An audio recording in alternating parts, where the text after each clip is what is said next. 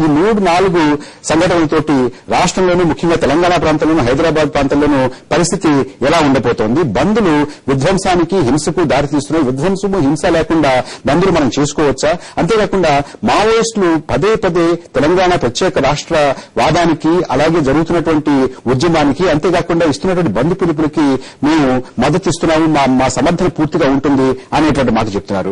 ఆ కోణం నుంచి కూడా బంద్ల్లో జరిగేటువంటి ప్రమాదం ఉన్నటువంటి విధ్వంసం గురించి కూడా ఇవాళ మాట్లాడుకుందాం. రాయలపాటి సీతారామరావు గారు, మీరు ఒక పోలీసు ఉన్నతాధికారిగా అనేక రకాలైనటువంటి ఉద్యమాలు చూశారు, అనేక రకాలైనటువంటి ఎడ్యుకేషన్స్ చూశారు, బంద్లు చూశారు, రాస్తారోకోలు చూశారు. రేపు జరగబోయేటటువంటి బంద్ ఎలా ఉండబోతోంది? ఇప్పటి నుంచే ఇవాళ నుంచి వారం రోజుల వరకు 144 సెక్షన్ ఇవాళ నుంచి ప్రకటించేశారు. ఇక్కడ ఎలా ఉండబోతోంది? అంటే హింస జరగకుండా శాంతియుతంగా బంద్లు చేసుకునేటటువంటి అవకాశం కనపడుతుందా? అంటే ఇప్పుడు రాష్ట్రానికి సంబంధించినటువంటి రాజకీయ నాయకులు చెప్పేటువంటి విషయాన్ని దృష్టిలో పెట్టుకుంటే అంతా శాంతియుతంగా జరుగుతుందనేటువంటి భావన కల్పించడానికి వాళ్ళు ప్రయత్నాలు చేస్తున్నారు. కానీ ఇక్కడ గనక అసాంఘిక శక్తులు ఎక్కడో ఒక చోట స్ట్రైక్ చేయాలనుకున్నప్పుడు ఎవరి తరం కాదండి ఆపటం. ఇక్కడ సహజంగా ఏంటంటే రాష్ట్రానికి ఆ ప్రమాదం ఉందా? ఆ అవకాశం ఉందా? ఖచ్చితంగా ఉంటుంది కదా. ఇప్పుడు సహజంగా బంద్ అనగానే పీస్ఫుల్ గా జరిగితే బంద్ అసలు అది నాన్ ఈవెంట్ గా వెళ్ళిపోతుంది. పెద్ద ప్రమాదం ఏంటంటే ఎక్కడో ఏదో ఒక ఇన్సిడెంట్ జరిగితేనే ఆ బంద్కు ఒక ప్రాముఖ్యత, దానికి ఒక ప్రాచుర్యం లభిస్తున్నది. సహజంగా ఉద్యమకారులు ఏం చేస్తారంటే సాధ్యమైనంత వరకు దాంట్లో ఈ ఇబ్బంది లేకుండా చూడాలని ప్రయత్నం చేస్తారు. కానీ దానికి సంబంధించినటువంటి అవకాశం ఆ సాంఘిక శక్తులు కానీ కొంతమంది ట్రబుల్ క్రియేట్ చేద్దాం అనుకునేటువంటి వాళ్ళు చేయలేదు. సీతారామరావు గారు, మావోయిస్టు పార్టీ అగ్రనేత కిషన్ జీ మల్లోజుల కోటేశ్వరరావు గారు మనతో ఫోన్ లైన్ లో మాట్లాడడానికి అందుబాటులో వచ్చారు. కిషన్ జీ నమస్కారం అండి. నమస్కారం. కిషన్ జీ, రేపు బంద్ పిలిపించారు. ఇది రాజకీయ పార్టీలు జేఏసీ వాళ్ళు ఇచ్చినటువంటిది. మీరందరూ కలిసి 2వ తారీఖున బంద్ అన్నారు, తర్వాత 3వ తారీఖున విద్యార్థి గర్జన అన్నారు. కొంత హింస విధ్వంసానికి ఇది దారి తీస్తుందేమో అనేటువంటి ఒక అనుమానం పట్టి పీడిస్తోంది. అందరూ కూడా భయపడుతున్నారు. చూడండి, అట్లా భయపడడానికి ఏమాత్రం అవకాశం లేదు. హింస విధ్వంసం ఏమైనా చేస్తే అవి విధ్వంస శక్తులు చేస్తాయి. ఇవాళ తెలంగాణ గురించి కనుక మనం మాట్లాడుకుంటే తెలంగాణ గిట్టని వాళ్ళు ప్రత్యేకించి జగన్మోహన్ రెడ్డి, చంద్రబాబు నాయుడు లేదా రాజగోపాల్ లాంటి నాయకులే హింసను రెచ్చగొడతారు, హింస చేస్తారు. అంతేగాని ఉద్యమకారులు ఎప్పుడు హింస చేయరు, మావోయిస్టులు ఎప్పుడు హింస చేయరు. అట్లాగే విద్యార్థుల గర్జనలో పాల్గొనే విద్యార్థులు ఎవరు హింస చేపట్టరు. కానీ విద్యార్థుల గర్జనకు అనుమతించకుండా ఒకవైపు పోలీసులు, మరోవైపు ముఖ్యమంత్రి రోహే గారు, ఆ పైన ఢిల్లీ నుంచి మన్మోహన్ చిదంబరం గారు హింస కోసం పాల్పడడానికే అవకాశాలు ఎక్కువ. అంతేకాదు, ఇప్పుడున్న గవర్నర్ కూడా హింస అయితే ప్రజాపోరాటాలపైనే హింసను అమలు జరపడం అయితే ఆయన పద్ధతులు కానీ ఆయన కార్యాచరణ కానీ మేము గత కొద్ది మాసాలుగా, ప్రత్యేకించి గత 2 ఏళ్లుగా ఛత్తీస్గఢ్ లో కూడా చూస్తున్నాం. అందుకే నిన్న మా పార్టీ చాలా స్పష్టంగా గవర్నర్ గోబ్యాకండి హింస ఎక్కడ ఏ రూపంలో ఉన్నా కూడా మావోయిస్టులు దాన్ని వ్యతిరేకిస్తారు. హింసకు ప్రతి హింస జవాబు అనేది ప్రపంచ చరిత్రలంతా కూడా గమనిస్తున్నాం. అందుకని ఇచ్చిన శక్తులు తెలంగాణ కోరుకోని వాళ్ళు చేసే హింస ఏడల అప్రమత్తంగా ఉండాలని మేము ప్రజలకు పిలుపునిస్తున్నాం. ప్రజా ఉద్యమాలు ఎప్పుడు శాంతియుతంగానే ఉంటాయి, ప్రజలు శాంతినే కోరుకుంటారు. కానీ పాలకవర్గాల పోలీసులు హింసను కోరుకుంటారు, హింసను రెచ్చగొడతారు. ఆ నేపథ్యంలోనే హింసలు జరుగుతున్నాయి. కిషన్ జీ ఒక్క నిమిషం, మీరు నరసింహన్ని ఇక్కడ గవర్నర్ గా పంపడం అనంటే దాని వెనకాల కేంద్ర ప్రభుత్వం యొక్క వైఖరి ఏంటో మాకు స్పష్టంగా అవగాహన అవుతుంది అనేటువంటి మాట అన్నారు. మీకు అవగాహన అయినటువంటిది ఏమిటి? మాకు కొంచెం వివరంగా ఏమనుకుంటారు? ఎందుచేత కేంద్ర ప్రభుత్వం నరసింహన్ని ఇక్కడ పంపించిందంటారు? అంటే మామూలుగా ఛత్తీస్గఢ్ లో ఉన్నటువంటి ఒక గవర్నర్ ని వాళ్ళ గవర్నర్ ఇక్కడ లేదు కాబట్టి ఇన్ఛార్జిగా వేయడం యాదాలాపంగా జరిగిందా, లేదు దీని వెనకాల ఒక లోతైనటువంటి ఆలోచన మీకు ఏమైనా కనపడుతుందా? మేము చాలా స్పష్టంగా లోతైన ఆలోచనే గమనిస్తున్నాం. చూడండి, ఛత్తీస్గఢ్ గవర్నమెంట్ ఎందుకు తెచ్చారు? మహారాష్ట్ర గవర్నమెంట్ తేవచ్చు కదా, కర్ణాటక గవర్నమెంట్ తేవచ్చు కదా, తమిళనాడు గవర్నమెంట్ తేవచ్చు కదా. అట్లా ఇంతే కాకుండా అసలు గవర్నర్ వ్యవస్థ ఎట్లుందో మనం ఒకసారి చూద్దాం. జార్ఖండ్ లో ఏం జరిగిందండి? జార్ఖండ్ లో ముందు వచ్చిన గవర్నర్ మన 14 నెలల పాలనలో ఫస్ట్ గవర్నర్ సోనియా ఇంటికి పోకుండా ఎన్నడూ జార్ఖండ్ కు తిరిగి రాలేదు ఢిల్లీ నుంచి. ఆయన ముందు పెట్టుకుని రాహుల్ గాంధీ, సోనియా జార్ఖండ్ లో ఇష్టారాజ్యం చేశారు. ఇక్కడ తెలంగాణ ఉద్యమాల సందర్భంలో నరసింహన్ బొమ్మలు పెట్టారు. ఈ బొమ్మ వెనుక తెర వెనుక మన నాట్యం ఆడించిందంతా కూడా కీలుబొమ్మ ఆట ఆడించిన సూత్రధారులు వాళ్ళు. అసలు మన దేశంలో గవర్నర్ వ్యవస్థ ఎట్లా ఉందండి? ఏ నాయకులైతే ఇక్కడ మన పోస్ట్ దొరకదు, కేంద్రంలో అధికారం దొరకదు, ఇక్కడ రాష్ట్రంలో అధికారం దొరకదు, వాళ్ళను సంతృప్తిపరచడానికి ఆ రాష్ట్రాలను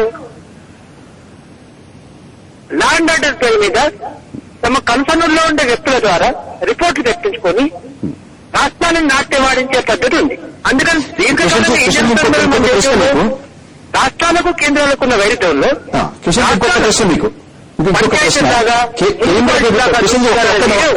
మా పార్టీ 75 నుంచి ఇవాటి వరకు చెప్తుంది. ఇవాళ నరసింహన్ గారి విషయం చూడండి. ఛత్తీస్గఢ్ లో నరసింహన్ గారు డీజీపీ విశ్వరంజన్ గారు కలిసి అక్కడ ఆదివాసీ ఉద్యమాన్ని, ప్రజా ఉద్యమాన్ని, ప్రజాస్వామిక ఉద్యమాన్ని రక్తలు మారుస్తున్నారు. ఇది చరిత్ర అండి, నడుస్తున్న చరిత్ర. కిషన్ ఇంకొక ప్రశ్న మీకు. కేంద్ర ప్రభుత్వం బహుశా 2-3 రోజుల్లో చర్చల యొక్క విధి విధానాలను ప్రకటించవచ్చు అనేటువంటి వార్తలు వస్తున్నాయి. చర్చల యొక్క విధి విధానాలు ప్రకటిస్తే దాని గురించి మీకేమనిపిస్తుంది? ఏమనుకుంటున్నారు మీరు? చూడండి, కాంగ్రెస్ పార్టీ ఇవాళే కాదు, జవహర్ లాల్ నెహ్రూ నాటి నుంచి కూడా అత్యెక్కించడానికి 2 పద్ధతులు ఉంటాయి కాంగ్రెస్ కు మన దేశంలో. ఒకటి ఎంక్వైరీ పేరుతోటి, సిబిఐ ఎంక్వైరీ తోటి అత్యెక్కివ్వడం, మరొకటి చర్చల పేరుతో కాలయాపన చేయడం. అంటారా? బాబ్రీ మసీద్ రిపోర్ట్ రావడానికి 15 ఏళ్లు పట్టింది. ఎవరు శిక్షించబడ్డారండి? పంజాబ్ లో మన సిక్కుల ఊచకోత కోసిన తర్వాత దానిపై రిపోర్టుకు సిబిఐ 25 ఏళ్లు తీసుకుంది. ఎవరికి శిక్ష పడ్డదండి? ఇక తప్పనిసరి పరిస్థితుల్లో ఈ ఎన్నికల్లో కాంగ్రెస్ మరోసారి క్షమాపణ చెప్పింది. ఇవాళ భూపాల్లో ఎవరికి శిక్ష పడ్డదండి? దాని తర్వాత 3 పిటిలు అక్కడ పొల్యూషన్ వల్ల, గ్యాస్ వల్ల జీవితాలు ఉగ్గులు ఇదైపోయినాయి. కిషన్ జీ, కేంద్ర ప్రభుత్వం చర్చల గురించి ఒక ప్రకటన చేస్తే అది మీకు సంతృప్తికరంగా ఉండదంటారా? అది సాచివేత అంటారా? కాలయాపన చేయడానికి చేసిందే అని అంటారా? చాలా స్పష్టంగా చెప్తున్నాను ఈ విషయం. ఇవాళే కాదు, 12 డిసెంబర్ నాడు మా కేంద్ర కమిటీ ఈ విషయం చాలా స్పష్టంగా చెప్పింది. కేంద్ర ప్రభుత్వం తెలంగాణ గురించి గంభీరంగా లేదు, అది మాట తప్పుతుంది. గతంలో అనేక మార్లు మాట తప్పింది. చిదంబరమే చూడండి, చాలా స్పష్టమైన ఉదాహరణ. చిదంబరం సోనియా గాంధీ దగ్గరికి ఎందుకండి? కాంగ్రెస్ లెజిస్లేచర్ పార్టీ స్వయంగా సిద్ధాంత నిర్ణయం తీసుకుంది, తీర్మానం చేసింది. ఈ తీర్మానం మీద ఎవరు వెనక్కిపోయారండి? రోషయ్య గారా, కాంగ్రెస్ లెజిస్లేచర్ పార్టీ లేదా ప్రజల? అందుకని సమస్య వచ్చినప్పుడల్లా కూడా ఈ సమస్యను పరిష్కరించడానికి కాంగ్రెస్ అపరచానికుడు ప్రణబ్ ముఖర్జీ గారు సిద్ధంగా ఉంటారు. ఆయన ఎవరిని ఎట్లా తిమ్మిని బొమ్మిని చేయాలో, బొమ్మిని తిమ్మి చేయాలో చేసి పెడతాడు. కిషన్ జీ, చాలా చోట్ల తెలంగాణ మాదిరిగానే చాలా చోట్ల బెంగాల్లో గానీ, లేకపోతే ఉత్తరప్రదేశ్ లో గానీ, లేకపోతే కర్ణాటకలో గానీ, లేకపోతే తమిళనాడులో గానీ, మహారాష్ట్రలో గానీ చాలా చోట్ల ప్రత్యేక రాష్ట్ర ఉద్యమాలు బాగా ఎక్కువగా వచ్చే అవకాశం ఉంది అని అంటున్నారు. కొన్ని చోట్ల ఇప్పటికే 8, 9 ఇప్పటికే కేంద్ర ప్రభుత్వం ముందు నివేదన చేసేవి మాకు ప్రత్యేక రాష్ట్రం కావాలని. వీటన్నిటిని సమర్థిస్తారా? ఎన్ని వస్తాయని సమర్థిస్తారా? మేమే కాదు, చాలా కాలం క్రితమే అవిభక్త కమ్యూనిస్టు పార్టీ సమర్థించింది. అవిభక్త కమ్యూనిస్టు పార్టీ సమర్థించినప్పటి నుండి ఇప్పటికీ ప్రజల్లో అసంతృప్తులు పెరిగాయా తగ్గాయా? అసమ వికాసం పెరిగిందా తగ్గిందా? సంపదలు ఒక చోట పోగుపోవడం పెరిగిందా తగ్గిందా?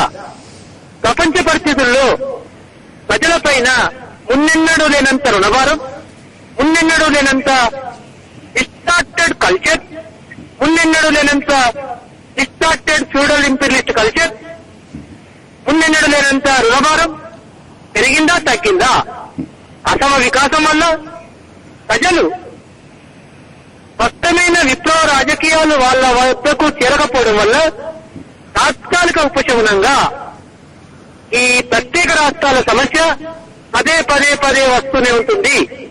విదర్భ సమస్య కొత్తది కాదు, ఉర్కు సమస్య కొత్తది కాదు, ఊర్కాలాంటి సమస్య కొత్తది కాదు, తెలంగాణ సమస్య కొత్తది కాదు. ఇట్లాగే బుందేల్ఖండ్ సమస్య కొత్తది కాదు. పలు రాష్ట్రాల్లో ప్రజల్లో ఉండే అసమయ వికాసం, దోపిడీ, ప్లండర్, లూట్ ఇదంతా కూడా ఏ వైపు వెళ్తే వాళ్ళ సమస్యలు పరిష్కరించబడతాయో అనే ఒక ఆరాటం. ఈ ఆరాటం ఏంటంటే ఒక పోరాటం ముందుకొస్తుంది. ఈ పోరాటాల నుంచి స్పష్టమైన రాజకీయ అభిప్రాయాలు కూడా ప్రజల భావాల్లో రూపుదిద్దుకుంటాయనే విశ్వాసం మాకుంది.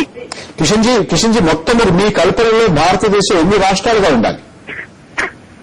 చూడండి, భారతదేశం ఎన్ని రాష్ట్రాలు ఉంటుందో, ఎన్ని రాష్ట్రాలు అయితే నేనెట్లా చెప్పగలుగుతానండి, మా పార్టీ ఎట్లా చెప్పగలుగుతుంది? ప్రజలు ఎక్కడ కోరుకుంటారో, ప్రజా ఉద్యమాలు ఎక్కడ వస్తాయో అని పాక్షికమైనా కూడా ఆ పోరాటాల వైపు, ఆ ప్రజా ఉద్యమాల వైపు నిలబడడం పోరాటకారులుగా మా కర్తవ్యం. చెప్పారు అక్కడ ఇక్కడ ఇప్పుడు ఒక 5-6 రాష్ట్రాలు అయితే దీర్ఘకాలంగా ఉద్యమాలు కొనసాగుతుంది. ఇవాళ చూడండి, గోర్ఖాలాండ్ ప్రయోగం విఫలమైంది. గోర్ఖాలాండ్ లో గీజింగ్ ను ముందు పెట్టారు. ఏమైంది ఆ ప్రయోగం? గోర్ఖాలాండ్ లో గీజింగ్ వెంట ఉన్న కుడియడమలుగా ఉన్న నాయకులే ఇవాళ ముందుకు వచ్చారు. కానీ ఇవాళ మళ్ళీ ప్రభుత్వం విరామం తర్వాత మన చర్చను కొనసాగించుకుందాం.